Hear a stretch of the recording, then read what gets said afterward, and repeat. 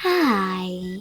In front of me is OPPO Find X2 Lite, and today I would like to show you how you can change the food apps.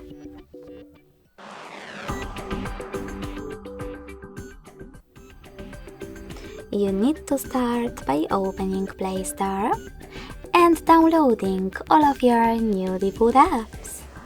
In my case, Opera browser.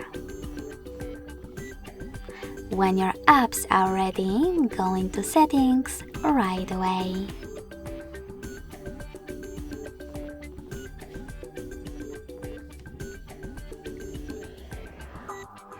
In Settings, scroll down just a bit, tap on Apps, and select the food apps. Now you need to tap on one of those sections. In my case, Browser app. Lastly, click on your new downloaded one that you wish to apply.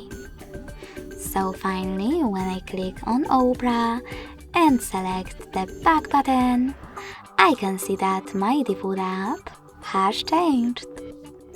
Thanks so much for watching. If you enjoyed this video, don't forget to leave a like, comment and subscribe.